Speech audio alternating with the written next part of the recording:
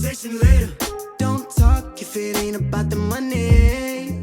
The song is literally a song about your guilt eating you up so much that you end up wanting to take your own life. And you feel like you've experienced that? Like, yes. I don't even know if it's worth to die for, but I need another wallet. It's getting fatter. so you said you listened to Chris Brown, Usher, big, obviously. You didn't listen to David, right? You didn't listen to this D4VD guy? I've been working too hard for, I don't even know if it's worth to die for, but I need another wallet. It's getting fatter.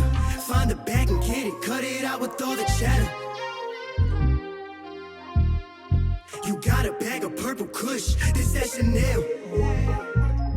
All right, welcome back to the Mic Check. I'm Jag, this is Chiv, and today we have a special guest, someone I wanted to talk to, Inamra, someone that I want to first ask you, we were literally debating this on the way home about the pronunciation of the name. Inamra, am I right? Yeah, in saying so it's Inamra. Inamra, Yeah. Okay. So I have the pronunciation in my bio on Instagram, I believe. So, because it's very confusing. And where did you get the name from? Like, didn't you say it was like, I think you told me something, it was like your middle name backwards, right? Yeah. So my middle name is Armani. Yeah. And it's literally just backwards. Oh, okay. Yeah. And yeah, I want to talk about that because, you used to have the name Mikado. Now you've kind of, I feel like, not even just the name has changed, but kind of like the type of music, the genre. Like, I felt like before, very much rap, hard rap, or, just like, a lot of the stuff. Now it's like R&B, which is, kind of more or closer to that kind of, it's kind of a hybrid mix. What would you say? Is that accurate? Would you say your style is kind of leaning towards that way? Pretty accurate, yeah. Again, like same thing with like the rebranding. It was a lot of confusion on my part with like the image that I had, because with the whole like rap thing, I really got into that mainly because it was like a kind of trendy thing. So I've been in the music like honestly my whole life. Like my connection with music dies down to like the connection that I have with like the people around me as well, because their connection with it kind of gave birth to mine. But yeah, no, the whole idea behind the rebranding was just, again, like being more of myself within the music. I grew up on R&B.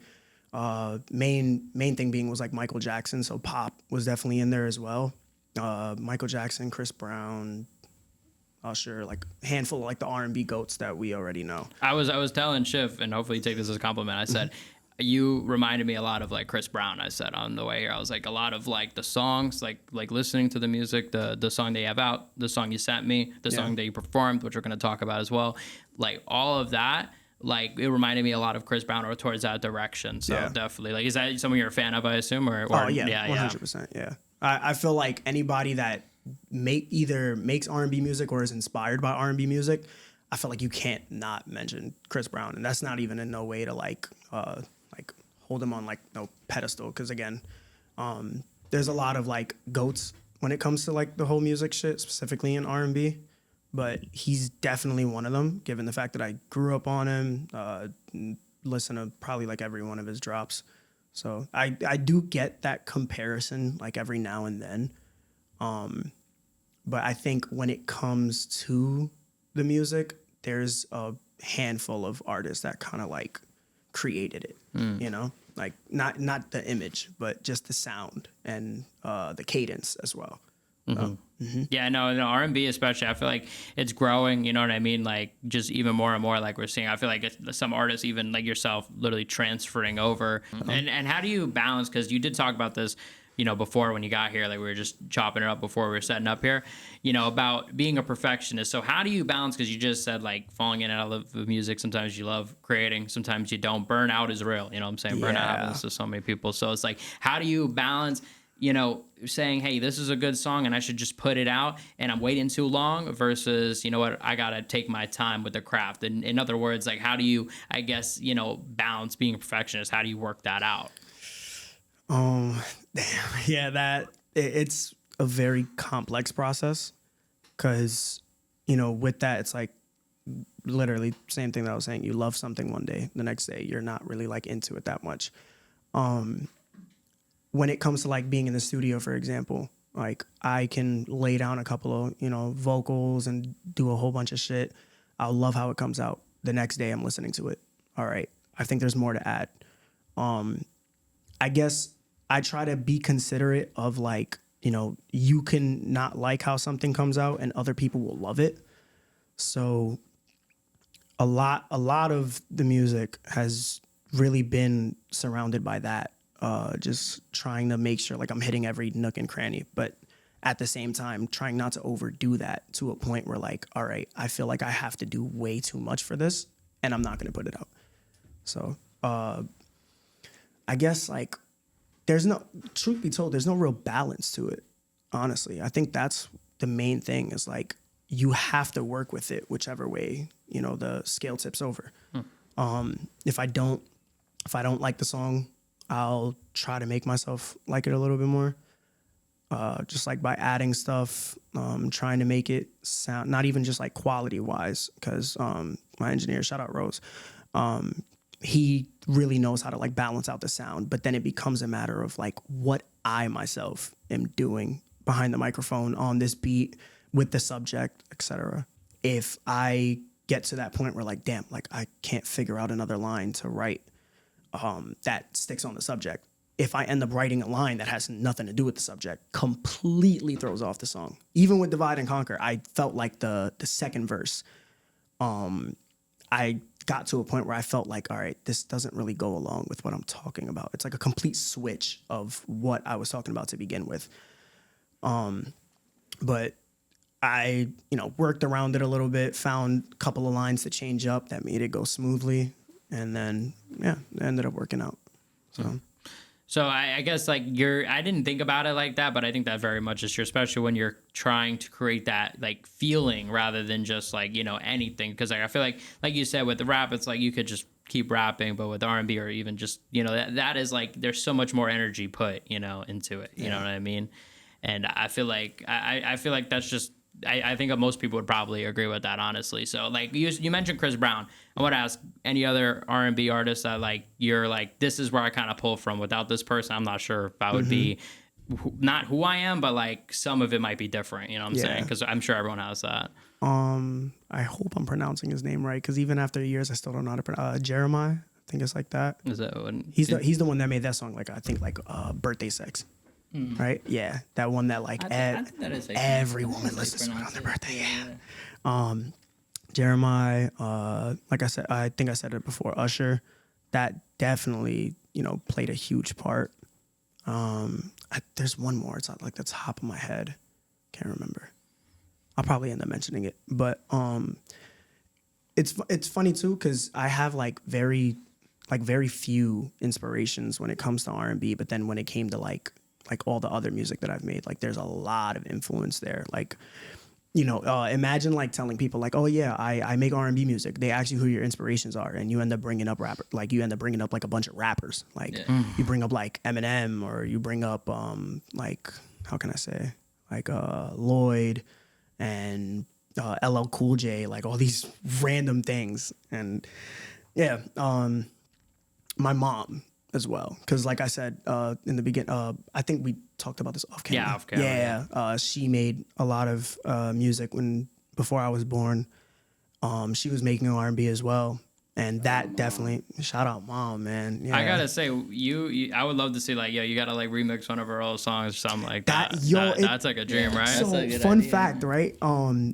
Me and her, we were going through the basement and where we're staying right now, and we were like looking through like this one box, and when she opened it, it was like a bunch of her old writtens that she made. And like I was like, yo, you gotta give me these. Like you gotta let me do something with these. And mind you, they're writtens that she never put out. If you try to find like anything she made back then, you can't find it because she took a lot of it down. Which is sad, because I know she did show me one of like the old tape recordings that she has that had one of her tracks. But yeah, no, like that's definitely always been a dream as well. It feels like continuing like a legacy to like do something like that. Like an album, first album type Yeah, shit. Like, I don't even know where you exactly. put it, but it could go anywhere. Like beginning track, Exactly. last track, I don't even know. So you said you listened to Chris Brown, Usher, big, obviously. You didn't listen to David, right? You didn't listen to this D4VD guy, right? You guys heard about this guy? Or is this not good or what? It's not, Nah, not fair, or? it's not a bad subject to hit. He's just new. For those of you guys that don't know, those guys that don't know, he's a singer right now, right? He's like, I don't know if he's R&B actually, but is he? I think you could call him R&B singer. Yeah. He's in hot water. It's like alternate, alternative as well. Yeah. Basically, he, and I got to be careful with this. He's allegedly connected to this relationship with this girl that just died. She's 15 years old. The body found in a car registered to his name, right? So he's not arrested. They found the car in a lot. Like essentially, it was parked on the street too long. It got towed. And the people that worked there complained about an odor coming from the car, and then when they opened it, they found a body. It had a decomposing body in it, and he has multiple cars. So at the time, actually, when it first broke, that this came out, that they had found this body, like it was completely like unrelated to him. Like it was like, oh, he has multiple cars. The cars got towed. Like probably got stolen. Like something happened. And then they ID'd the body, and now they ended up finding out that it was connected to him in many different ways. Yeah, pretty heavy. Yeah, alleged. The biggest thing being that he's 20, and the what has been coming out that it goes back to is that she was actually 11 when they met. They were. She was 11 when they met, and she went missing when she was 13. They found her when she was 15. She would have just turned 15. I guess I don't know if they had ever placed a time a date of death, but she would have just turned 15. She was reported missing over a year ago when she was 13 at the time. And so I mean, he canceled his tour, and they say he's cooperating, but other than what people have been posting, the police haven't really come out and said anything about their connection. A lot of people like on social media, I feel as though like are doing way more like detective work. Yeah. Oh, they found that quick. Yeah. They found the Discord server. When they dived into it in the matter, like the second that it came out, like a lot of the things that have came out about that case wasn't even from like, professionals or people working on the case. It was literally from people on social media. The internet is literally too fast. There's too many people at once. Like they're undefeated. And it just the internet works faster than most people doing that. Their job is that, and it's like a 9 to 5 and everything. Are you ever, I guess, scared of like there's a point where I guess you're so big, where you're at that point where it's like, there's so many fans, like a lot of people are going to start digging into your life, and not saying that like I've done, like I'm a human being. I've made my mistakes, like I've hurt people, I've, broken hearts, etc. Have I, murdered anybody, or has anybody found a body in my car? No. That's what they all say. No, yeah. That's what they all say. That's what they all say, and gladly I can confidently say, like I'm true to That's what David said. I mean, what's up? Seriously, this guy's been recording songs of like confessing his murder and shit, like making hints. Allegedly. So I did I won't call it like research, but like me, being one artist and hearing another artist. And like what they got going on. Once I think I came across a post, and it was somebody like connecting the dots with like all the music that he's made. Yeah. And one of his albums, if you look at all the names, like they're all like they have some type of connection to them. Then when you listen to it, you realize how much deeper the connection is. Sometimes the beauty of artwork actually has a very chaotic and disturbing story behind it. It's like if I'm not mistaken, like the same thing with like the Mona Lisa. If you read into it, like there's certain facts about it that like are pretty disturbing. I'm not gonna like dive too much into that, but there's certain like facts about it that are a little, off-putting. Things that like a lot of people nowadays, like they'll look at the painting and be like, oh yeah, that's one of the most famous paintings in the world, with no research behind it and what it stemmed from, Right. But that whole David situation, I can't lie, I have been seeing a lot about it. I think like once it became a big thing, like with TikTok, like you click on something once, like you click on a topic once, your feed, that's all it's gonna fucking be. And I mean, as of now, nothing's happened. I mean, and who knows? I mean, by the time this comes out, who knows? Cancel this tour. He could be arrested by, I don't know. Right now, I hear he's working with authorities and this and that. So I don't know. Honestly, in like late 2022, I listened to Romantic Homicide a lot. Really? I listened to that song a lot. Yeah, you're a big fan? Are you brokenhearted, bro? Of that song, yeah. of romantic. Yeah, on for the the song only. Yeah, Let's No, clarify. I honestly don't know I'm how many big other on, like- songs I've heard, but romantic. I'm Homicide- Is big that why on- you've been posting on your Twitter that he's innocent and stuff like that? Is that why I've been seeing that all over your Twitter and Y'all can stuff? check me. I have not posted that he's innocent. No, I can check that. I'm pretty big on like separating the artist from the artistry. you have to. But there are certain things where like you kind of can't, like you can't, No, well, you can't I look mean, past this is it. You know, this is more than a bridge too far. Yeah, Pedophilia no. and murder. Yeah, I think we're good. We're good. You could, it's definitely some you know, really crazy yeah. shit. Yeah, it's certain things that I think you try and separate them as much as you can, right? Because you don't necessarily want the artist to tell you what it's about, right? You kind of want to make that interpretation for yourself. That's Yeah. where the like death of You the wanna author piece it thing together. comes in. But And I- social media is like the god at that. Like, oh, for sure, for sure. you have people on blank accounts piecing shit together before everything. There was actually that's one of the facts that I saw about it, that I think back in like 2024 on one of his posts, if you go all the way down to the bottom of the comment section on his post on TikTok, somebody commented like, "Oh, can't wait till you get caught up in the fact that you're fucking with a minor," something like that. Mind you, this is back in 2024. This is around the time that like his popularity was still like circulating, and it was like he was becoming like a lot bigger within his career. So to see how these things like play out, where it's like you can overlook something like that because you're so focused on his stardom. And then once the real facts about it come out to a point where the whole world knows about it and they can't ignore it, now everybody knows him for that. You can't like in truth, aside from what Romantic Homicide and that song he did for Invincible, the show, I can't think of a single song of his. Yeah, that's what I was saying. I like the one song, but I can't think of another song. But similar to that, you know, when those Discord messages started coming out, and you know, this girl was apparently in the Discord server when she was reported missing. Like I've seen screenshots, people saying like, you know, are you gonna talk about the fact that, you know, this person is reported missing now? Like, are you gonna bring that up? And you know, a year later, this is kind of what it turns into. Yeah. That's the thing with like, again, stardom. It's like you have to understand that you're putting yourself in shoes where you're not just going to be known for your glory. You're also going to be known for your mistakes as well. Those things are going to come out at some point. It's like, take like me, for example, right? I can be one of the biggest artists in the world tomorrow.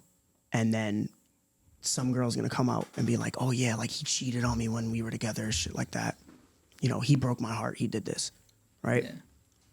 That's something you have to be like content with. Now, if you're somebody who's made like way bigger mistakes, like you've put your hands on women or like you've killed somebody, done any crazy shit, bear with the fact that once that comes out, that, you know, 15 minutes of fame dies out for that specific reason. So Do you think that should always happen? Like, not obviously murder and obviously, Yeah. but I'm saying like, I'm saying like, though, like, let's say something that's like maybe in between saying something mean and breaking up and murder. Let's say something in between that, because I mean, I'm talking more about specifically people getting like canceled, people, you know, just people not talking. It's actually just a big talking point really this week, just politically and all that. But just in this case, really, like, do you think do you think that people should just be canceled for things they say? Like, do you think that they have a kind of a responsibility for maybe their own thoughts, what they say in private? Like, do you think there's consequence? So yeah, I definitely do believe like consequence is something that everybody has to be okay with, and that's whether you have like a form of stardom or not. Like, even like us, for example, right? To the world right now, we're just normal people. Like, outside of here, we're normal people. Do I believe that, you know, consequence should happen so long as like you do some like fucking crazy shit? Yeah, definitely. But I feel like cancel culture has gotten to a point where we're canceling people for making the same mistakes that we all make as human beings. Like, like I was saying before, right? I blow up tomorrow. Some girl comes out talking about how I cheated on her, some shit like that. If I get canceled for something like that, okay, you just canceled me for doing the same thing that most human beings do? Are you going to ruin somebody else's life because of that? And granted, that's not me saying like, oh yeah, like I shouldn't be held accountable for that, because everybody should hold themselves accountable for their actions. That's why like I'm able to like, you know, come on here and say like, yeah, like I've fucked up, I've made my mistakes, but it's for the simple fact that like we're all human beings. But when it comes down to something way bigger, like having the body of a minor in your car, that's no. a little bit of a start. Yeah, I think cancel culture should definitely kick your ass at that point. That definitely is.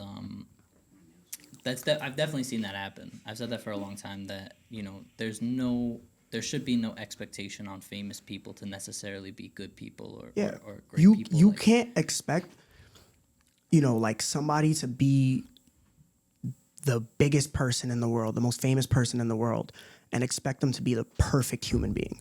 Like they've never fucked up. They've never done anything wrong in their life. They've never done X, Y, and Z. No, it's literally impossible. It's impossible. Everybody's made mistakes before, but I think it's a matter of like, you know, specifically with cancel culture, it's like, how big of a mistake have you made? And how that not only impacts you, but how it impacts other people. Like, we could, how can I say? Like, you know, there's, who can I bring up? Like, just in general, there's artists that, like, for example, they've put their hands on women. Do they get completely canceled over it? No, but it's a matter of how bad it was. Gervonta Davis, right? The boxer. Pretty sure like it came out a while ago, or I don't know if it was a rumor, if it was proven a fact, but he put his hands on a woman. Yeah. And we just saw Jake Paul confront him about it at the press conference. Yo, it's crazy. I just saw that as I was on my way to meeting up with them. What do you think about that fight? Like, what do you think? Are you like into the boxing world or crossover boxing, whatever this is? I think boxing is probably one of like the sports that I do like dabble into like a little bit. So I'm not really like a sports person. I didn't really, you know, I had my two brothers, shout out them. They grew up watching sports. I was like the oddball out as the youngest sibling. Like I didn't really watch sports. I was into shit like parkour and like, you know, Beyblades, and I wasn't even into like gaming like that either. Like it was just not being, I was more so into like, you know, like real life shit, like what I can do, not focusing on like what other people are doing. Like, oh my God, this guy's passing the ball to one of the most famous players in the fucking world, and he made a crazy shot. Cool, you care about it. All right, cool. I don't really care that much. But with boxing, I think it's like, I don't know, there's something, like, it sounds stupid, but there's something interesting about watching somebody get rocked in their fucking face. Yeah.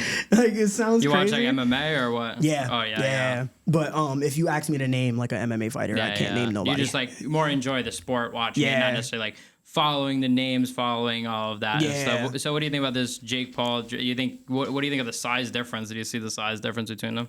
I'm not gonna lie. Like, I think in truth, Jake Paul looks like a fucking monster compared to Gervonta Davis. Yeah. But I think if we're thinking like, you know, technicality, I can't really assume like who's gonna win the fight. Yeah. I've been seeing a lot of people that are like, oh yeah, if Tank loses this fight, I'm gonna lose all my hope in boxing being real and shit. That's, you know, obviously a fact within the sport, and that's a fact within like a lot of sports as well that a lot of people don't realize. That's like there are a lot of pay to win situations. Yeah. Boxing is one of the like, you know, biggest sports that has a part in that. There are a lot of fighters that have came out and straight up admitted like, oh yeah, I got paid to lose. Things like that. And that even happens in like more like, you know, smaller kind of like fighting sports. Like even like throughout time, even like WWE. Like there's certain wrestlers that like they probably pay to win a fight, or they get paid to lose a fight. Like if Cody Rhodes, right? I do dive into WWE a lot. I won't even lie about that. Say for example, right, there's a chance that like one wrestler who's holding a title, he can get paid to drop that title. Another one can lose a certain amount of money to obtain the title. It's like shit like that. So when I see a lot of those like comments like, oh my God, like if he loses, like I'm gonna lose all my hope. Oh, if he loses, he got paid mad bread. Yeah, it's probably true. Like, that's with a lot of sports, not just fighting sports. That's within like basketball, football as well. Yeah. I would love to keep talking about MMA and boxing, but sadly we're gonna have to. I love MMA, I love boxing, but we're gonna have to circle back. Yeah. Because I want to talk about, you were talking about the cancel culture with Gervonta Davis, and like we were just talking about. I want to kind of circle back to that topic because somebody else is getting canceled. I don't know if you guys know, NBA Youngboy canceled. United Center was supposed to perform in Chicago, got canceled 2 days before for safety concerns. Probably already passed now, but by the time this comes out, but canceled literally 2 days before. Like, do you think like something like that, like, they say it was for safety concern, I'm not sure, I don't know if if like for real, if that was like, Honestly, I haven't heard of it. Apparently like literally got canceled or something like that, like they just said. I actually didn't know about this till today. Yeah, That's crazy. They also just posted a video. Did you guys see this video? It's like there's first of all, the NBA Youngboy Tour. This is insane. I mean, first of all, the fact that we've known NBA Youngboy forever, but like, the fact that he has reached, he sold out one of his shows in the matter of like a day. Crazy that he's reached this like success. I would have never NBA. thought. Like, I would have thought. I don't love NBA Youngboy. Yeah, you gotta give credit where it's due. Yeah. Like, No, he has and a massive fan base. I don't really like listen to his music like that, aside from like when I'm in the gym. Truth be told. But like I think he's definitely like every artist has their like target audience. He's gotten to a level in his career where it's like even like a completely alternative crowd can fuck with his shit. Like, there's other like even like Playboy Cardi, for example. Like, you can have somebody that is like they work an office job. They're always dressed business casual. You're probably gonna spot that person at his show. Like, They're on tour with The Weeknd. Mm-hmm. I mean, it's a matter of your reach. I also want to ask you guys, did you see this video of in this concert? Apparently, like this old man, right, gets jumped by like these 12-year-old kids that are like literally at this event. Like, this one kid is just beating on him. Like, honestly, I feel like, honestly, look, don't follow NBA Youngboy at all. the NBA Youngboy Tour is unstoppable. So I kind of want. I feel like we should all go at some point or something like that. I don't know if he's out in New York already, but we got to get him on the podcast and ask him about this himself and condemn some of this stuff. I heard I definitely believe y'all. Not can do to be that. an NBA Youngboy expert, he also just got the key to the city. What? Not to the city, to Kansas State. I don't know if that's where he's from, but I would assume since that's where he got the key. If you're get the okay key with to it, I would Kansas like City. to like do like a little segment, like a it's in reverse Missouri, interview. Yeah. What made you want to start like podcasting and like interviewing, like artists and people that are like within the music industry? Yeah. Reversing. This is a big reverse, man. Well, I like a little two-way conversation. Well, look, we had talked about we wanted to do a podcast again. We wanted to bring it back, but this time we wanted to like, we got to really focus on a niche, focus on something. So we did go back and forth a lot of ideas, but then it really just came down to like, we want to come up with this dope idea.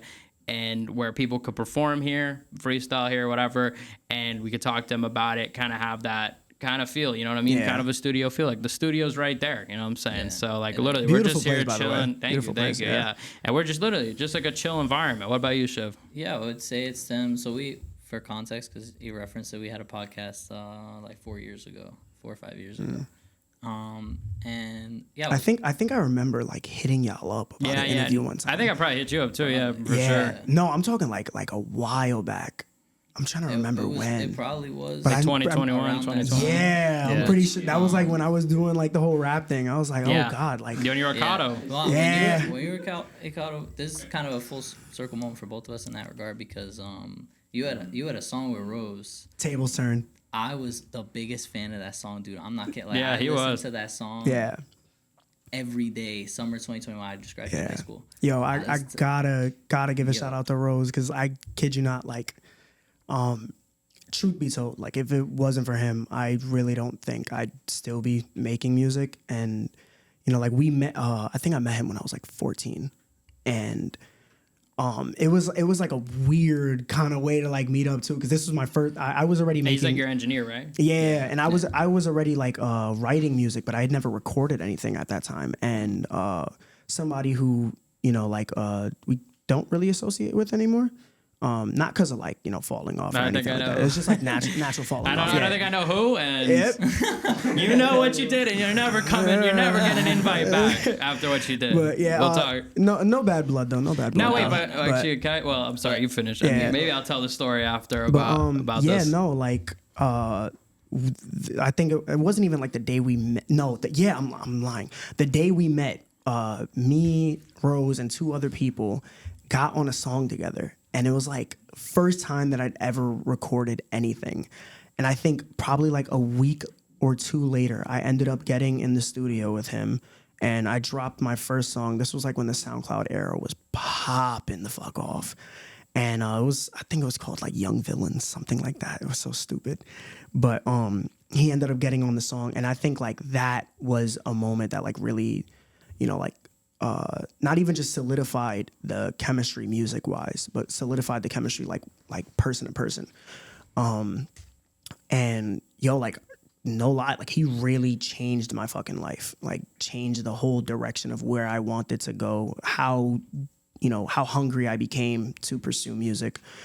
And yeah, no, like right now, like we probably have like a handful of songs out. We have a handful of songs together. We ended up re-recording that song 4 times. 4 times. Yeah. We I'd love to hear that. yeah, like we redid it so many And look, it times. fucking paid off because I've heard that song plenty of times as well. So it was really after that I was like, yo, like, I believe in, like, how can I say it? Like being competitive with somebody, but in a good nature, not because you're trying to be better than them, but they push you to be better. Yeah. And even like, that doesn't even just go for music. That also goes for like, us as people. Like he really did push me to become a better person. Cause I was going through a lot at one point, and he got me out of like a really dark hole because he was pushing me to become, better. And it's like, when it comes to music, like say for example, if I go to him, right, with a song that I just wrote, he'll hear it. And then the next day he comes to me with a song that he just wrote. And it's fucking gas, like it's insane. And I'm like, all right, now I gotta one up you. And it's always that back and forth, but it's never in a way that one of us are trying to be better than each other. It's always in a way that like we really do like bring the best out of each other, So. And that's the great way I feel like yeah. is like kind of just it's a skill. So literally y'all doing it together, being able to also say, hey, what's up with this? Not having like a yes man being like, yo, that shit's gas every time. Like, no, this is what's up with it. He is one of those people that like, if I come to him with a trash song, he's gonna fucking tell me. And that's exactly. That's what you need to look for as an artist, not having all these yes men. Like you need to be able to like take constructive criticism. A lot of the music that I've made, the reason why I can sit here and say like, oh yeah, I started making really good music is because of how, I started to adapt to taking constructive criticism. Whereas as though like, if I show you a song right now, right, and I know in my heart, and I've heard it from a million people, like, yeah, this shit ain't it. And you tell me, oh yeah, like I fuck with this. This is so hard. I'm gonna look at you and be like, all right, you're either being, you either have a very like selective ear, whereas like you like this because it's what you fuck with, or you're being a yes man. Nobody should look for that. I know like a few artists, not really like that I associate with, but I know a handful of people that like that's what they want. And not even just with like music, but they look for yes men within like life. This generation, there's a very big lack of like emotional intelligence. And I think that misguides a lot of people from like where they want to be headed. And where they want to be headed and where they should be headed. Everybody that's around me, like I want the best for everybody. I do. I love all my people. But if I see you going down a path that's not really, not going to do anything for you in the future, and it's only going to bring you to a place that you can't return from, I'm going to try my best to talk you out of it. But if I can't, then it's like, all right, I got to let you find out for yourself. I like the attitude. It's accountability. It's facing up to your actions. You face up to the consequences. Mm-hmm. You know what I mean? no one's perfect. We all learn from our mistakes and move on. I have a song that I made a while ago, and it's called Guilty Conscience.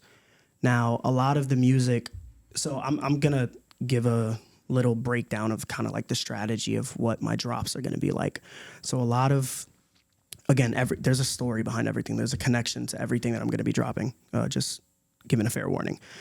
So I have like a lot of uplifting shit, and then there's gonna be parts where like the song that I'm about to drop, right? It's called Right Now. It's a very lustful song.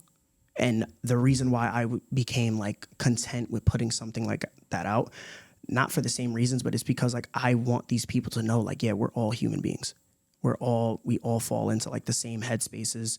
And then after Right Now, it goes into a song where it's called Margarita Dreams.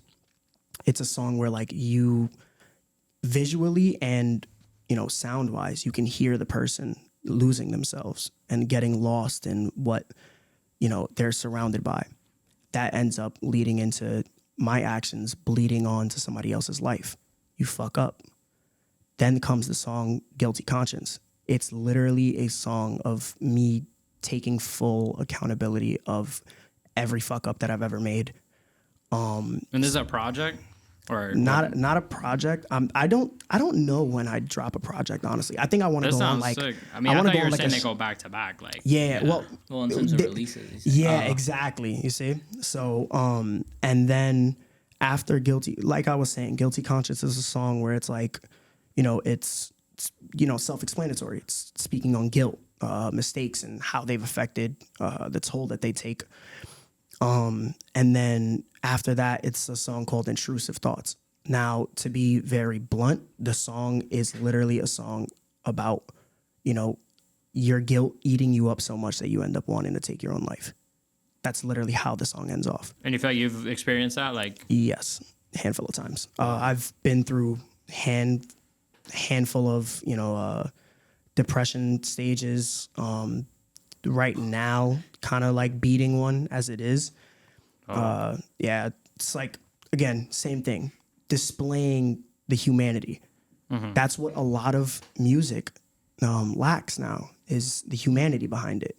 A lot of people are just putting things out just because they want people to like fuck with this. They want to talk about like, I'm not about to hit no Jaden Smith shit when I say this, but like everybody wants to talk about like, you know, everybody wants to talk about like trapping, selling drugs, and for the people who like, they grew up on that.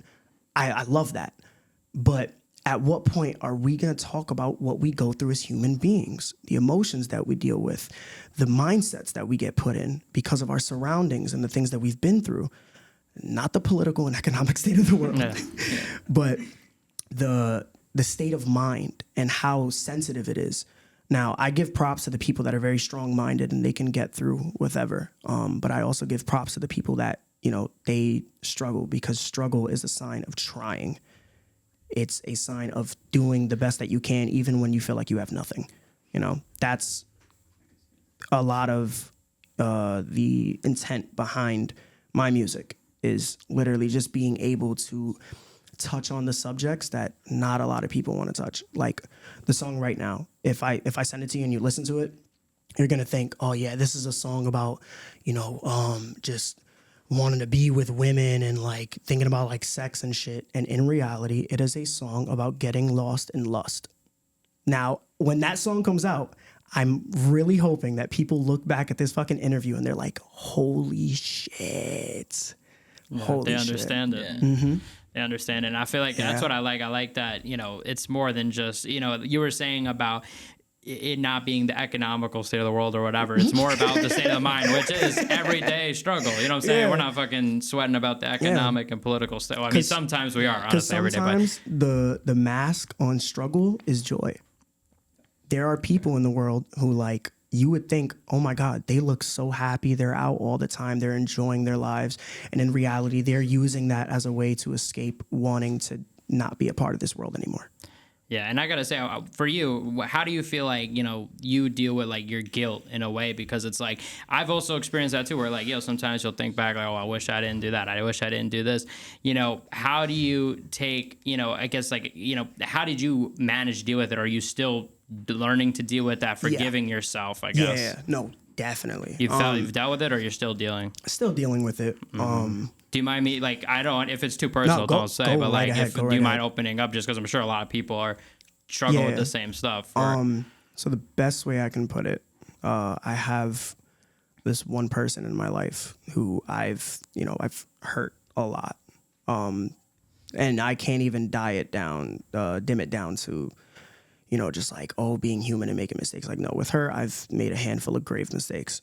And, you know, it confused me as well, because it made me question, like, if I actually love this person. And that's where a lot of the guilt stemmed from, was, you know, questioning if I was loving correctly. And when I realized that I wasn't, that's literally what birthed the song Guilty Conscience. Because it was like, holy shit, I'm realizing that I'm, you know, putting up this facade within the music that I'm, you know, doing the best, and like I'm doing X, Y, and Z. No, I'm, you know, I go through my phases, and that 9 times out of 10 happens because of, you know, the things that you do, mistakes that you make. So with that song, and just in general, you know, it was, again, it's a lot of like accountability in it, and a lot of the guilt that was weighing on me was the aftermath of not taking the accountability. Because guilt hits hardest when you accept what the fuck you did and how it affected other people, you know? And that doesn't even just go down to like, you know, the person that I'm talking about. That also can go down to like, you know, the people around me. Whereas though, like, I can see how my mistakes have like affected other people. And it gets to a point where you start to once again question like if you're on the right path or not. So when it comes to like guilt, like, yes, I am still dealing with it. I definitely think I'm doing better, because a lot of how I was dealing with that, not even gonna lie to you, a lot of how I was dealing with that guilt was going to the bar, getting drunk, completely forgetting about it, waking up, remembering it, doing anything to escape it. Now, when it comes to things like that, hard truths, they're not something you can run from. And you're either going to be faced with the hard truth in 2 ways. The universe is going to throw it in your face. And when I refer to the universe, you know, that's like my higher up. I'm not really a religious person, but the universe is going to throw it in your face, or thank you, took the words out of my mouth, or karma is going to throw that bitch right in front of you. And at that point, you're going to have to sit there and figure out what you're doing moving forward. Are you going to be faced with that and continue doing the same thing? Or are you going to be faced with that and actually make the changes that are necessary for you to do better?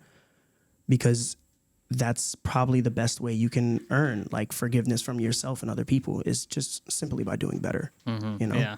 And do you feel like, because I don't know what your relationship is with this person now, but do you feel like you need almost their forgiveness? How is your relationship with them now? Like, do you think they forgive you? Is there, you know, you're not, without getting too specific. Yeah, no.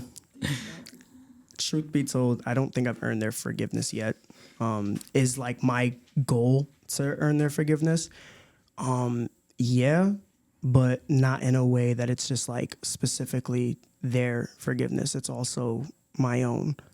Whereas so like I can forgive myself for these things and etc. Yo, so sorry if we're making this like super fucking deep right now. This is what we love. This is what I'm trying to, because like at the end of the day, this is an opportunity for people. I hope people get to see this, because I'm liking everything I'm seeing. So I hope what I'm experiencing on the camera is translating for people at home, because it's like, you know, you're coming off very, you know, look, you made a mistake. You're here like owning up on a fucking podcast for anybody to look up your name and see. You know what I'm saying? To say, look, this guy clearly, you're owning up to it. You know what I'm saying? And I think, right. I mean, look, obviously, I don't even know what you did, but like, yes, I don't want to say you've earned the forgiveness. But I didn't. I don't have somebody's body in my car. I'll say that much. You didn't kill. As long as you didn't kill anybody, you're going for a very good direction. I feel like it's no. Just yeah. Again, like the mistakes that I've made, at least I can say like they other people can look at them as like human, at least from myself. There's always going to be that part of me that like I trip up on, and I do have a tendency of like bashing myself a little bit. So I kind of like, view things as a lot more than what they actually are. And that definitely plays a part in this situation. Whereas like other people could be like, oh yeah, like you did that, it's not even that bad. I've had other people as well be like, oh, that person just needs to get over it. What? No. Again, it comes down to, it's a matter of like, if this person can forgive you and what you're going to do to earn that. That's why now it's like, again, focused on forgiving myself, and that way you can actually earn their forgiveness, because you have to, when it comes to guilt, right, you have to accept. First part of it is understanding your actions, understanding how they affected other people, accepting that you've made them. And when it comes to acceptance, the only way you can reach that part is by doing better for yourself, for everybody else around you. But of course, you come first. Your change, your bettering your mind and your heart, that's the start of everything, Yeah, and you could literally look what you've done in the past. You can't change it, but it's like, look, you could focus on what to do in the future. You know what I mean, and just be better. And like you can't change the past. You can only change who you are, and now and moving forward. Yeah, that's it. Well, I gotta say, thank you for coming on. It's been, honestly, you didn't go too deep. I wish we would have went deeper. Pause. Yeah. We shouldn't pause. Actually, that was not a good. A great podcast. That's Here we go. Like that, we went from being very mature to immature. We were having a very mature convo this whole time.